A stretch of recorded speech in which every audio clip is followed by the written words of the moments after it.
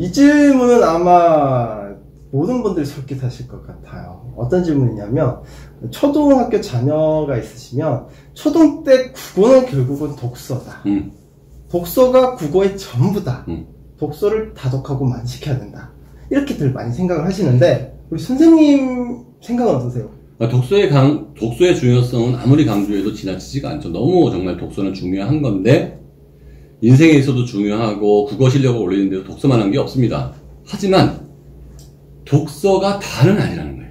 독서가 너무 중요하고 독서가 빠지면 국어 공부에 큰 게 빠지는 건 맞습니다. 하지만 시험에서 만점과 1등급이 나오고 그 치열한 상황에서 올라갈 때 독서만 갖고 해결은 되진 않는다. 물론 1등급을 받은 아이들, 만점을 받은 아이들이 독서를 많이 한 거는 확실하게 맞아요. 그러니까 독서가 중요한 입장을 차지하긴 하는데, 그러면 분석적으로 들어갔을 때 시험을 분석해 보면 돼요.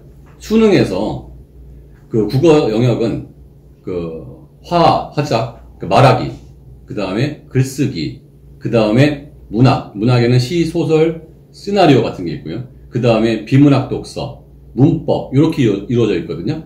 독서를 많이 하게 되면 어휘력도 좋아질 거고요. 그 다음에 문학적 감수성도 생길 거예요.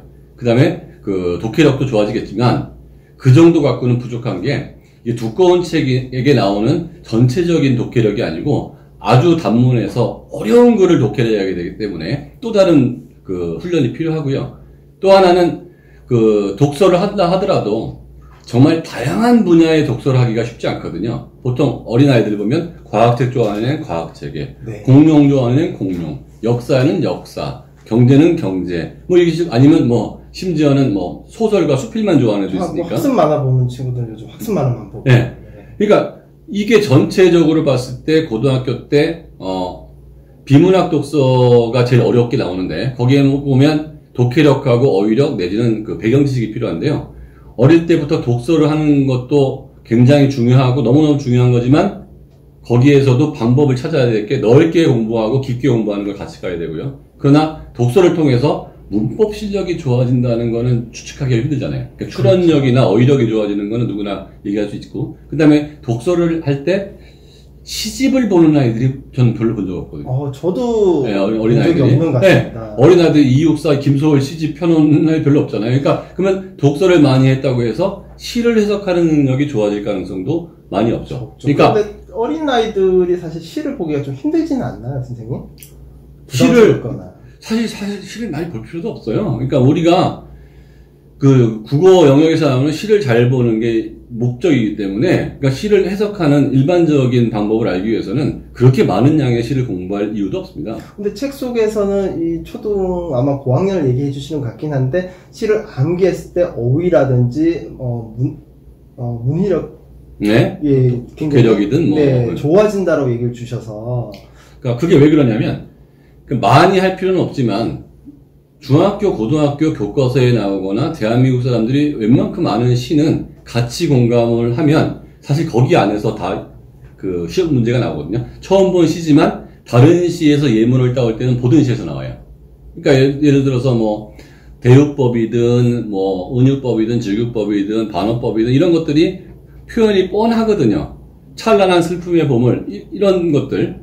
그러니까 그런 시를 읽으면 시는 그 상당히 정제된 함축적인 언어이기 때문에 표현력이 굉장히 좋아지고요.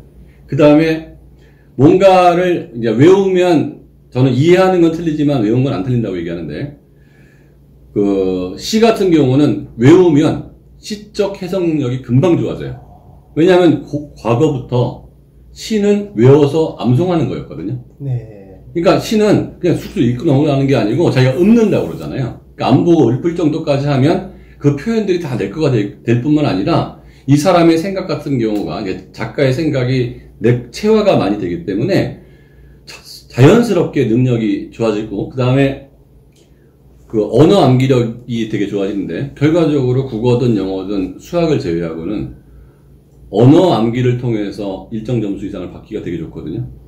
그런데 소설이나 지문이 굉장히 긴 것들은 사실 암기한다는 게 의미도 없고 불가능하잖아요. 네. 근데 어릴 때부터 교과서에 나오는 시 몇 개를 수업 시간에 같이 외우면 짧고 음률이 있기 때문에 외우기가 쉬워지는데, 그 효과가 사회나 과학 과목에 나오는 언어로 된 것도 외우는 실력을 굉장히 키워주고 시해석 능력을 키워주기 때문에 전 초등 엄마들한테는 최소한 초등학교 교과서에 있는 시는 그때그때 다 외우고 중요한 거는 그때만 외우면 돼요. 끝까지 외우고 있을 필요는 전혀 없습니다. 그때만 외우면 되고요. 오히려 끝까지 외워야 될 시는 중학교 이후에 나오는 시들. 초등학교에 나오는 동시는요, 사실 수준이 그렇게 높진 않아서 이게 나중에 계속 인용될 가능성이 별로 없어요. 근데 중학교 교과서부터 나오는 시는 고등학교 때까지 정말 많은 곳에서 인용되고 그 범위 내에서 거의 대부분의 시험 문제가 나오기 때문에 제가 이 책에도 한 100선 잡아놨나요? 그러니까 100선 정도 잡아놨는데 그게 저희 연구소에서 아이들한테 외우게 하는 시거든요. 근데 어떻게 100개 외우냐고 하는데 하루에 다 외우라는 게 아니잖아요. 그렇죠. 2년, 3년 동안 차근차근 외우라고 하는데 그 어떤 초등학생 한 명 하고요. 중학생 한 명이 일단 50개 외우는 대회를 했는데 둘이 다 외우더라고요. 그때 기한은 한 달 반 정도 줬거든요. 그러니까 그 정도로 외울 수 있다고 그러면 차근차근 외워 나가는데 전체를 다 외울 필요도 없고요.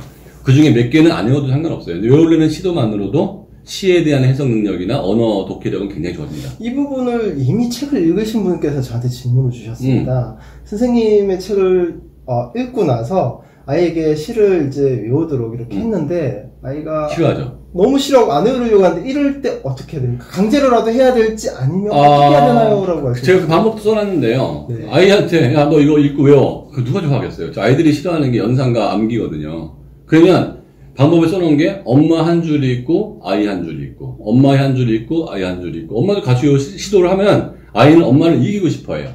친구들이 있으면 친구를 이기고 싶어 한다는 거죠. 거기서 쾌감을 느끼거든요. 그러니까 제가 수업 시간에 하다 보면 안 할 거야 하는데 어떤 아이가 하면 저도 할 수 있어요 바뀌는 경우가 많아요. 그래서 저는 어떤 식으로 하냐면 제가 한 줄을 읽습니다. 아이들이 보고 한 줄을 읽어요. 두 번째 줄 읽으면 보고 읽고 세 번째 줄 읽으면 보고 읽고 덮으라고 그래요. 그 다음에 제가 한 줄을 읽는데 그때는 보지 않게 해요. 한 줄밖에 안 되기 때문에 거의 따라합니다. 그러면 두 번째 줄을 또 읽어요. 따라하게 해요. 세 번째 줄 읽고 따라하고 두 번째 시도할 때는 첫 번째, 두 번째 줄을 읽어요. 그럼 벌써 약간 고통스러운 애가 나타나는데 그때 머리가 좋아지는 거거든요. 집중을 하거나 노력을 하지 않으면 그때부터 안 외워지는 거죠. 네. 근데 한 애가 꼭 해요. 꼭 그런 친구가 있어요. 네, 그러면 선생님 저도 할 수 있어요 라고 하는데 그 아이들의 경쟁은 그렇게 치사한 경쟁이 아니거든요. 되게 동기가 순수해요. 얘가 할 수 있든 나도 할 수 있다라고 생각하기 때문에 전체적으로 나중에 지나고 나면 왁작지껄 하지만 전원이 다 외우고 나가는 경우도 있고요. 그 다음에 저는 이걸 언제 많이 하냐면요. 수업이 1시간 반인데 15분 정도 남겨놓고 이걸 해요. 15분이요? 15분에서 20분 남겨놓고 마지막에 왜? 시간에 외울 수 있을까요? 처음에는 못 외울 것 같은데요. 나중에 2분이면 외워요. 2분이면요? 네. 나중에 훈련이 많이 되면 15줄짜리 아주 빡빡한 시 있잖아요. 꼭 10분 안에 외워요. 사람의 훈련이 그렇게 무섭습니다. 그러니까 우리도 상상도 못하던 것들을 일주일에 못 외우는 것들을 아이들은 10분에 외워요. 그러니까 시도를 해봤냐 안 했냐의 차이인데 제가 좀 긴 거 같은 경우는 한 20분 정도 주고요. 짧은 건 10분 정도 주거든요. 자, 아이들 중에 제일 행복한 게 뭘까요? 수업 시간에 일찍 가는 거예요. 그렇죠. 대학교 제자들도 일찍 마치면 좋아하더라고요. 근데 더 중요한 거는 자기만 일찍 가는 거예요. 그런가요? 그러니까 나 갈게 하고서 이제 5분 먼저 나갔을 때 이 성취감이 대단한 거거든요. 네. 너는 못 외웠지? 나는 외웠어. 나 갈게. 그런데 처음에는 늦은 아이들은 네. 수업 시간 끝나고도 10분, 20분까지 외워야 되는 애도 있었어요. 나중에는 얘들이 이제 감을 잡는 거죠. 그 시간에 외우는 애, 미리 외워놓은 애 막 섞여 있어요. 그래가지고 대체로 5분 안에 10명 정도가 다 외우고 나갑니다.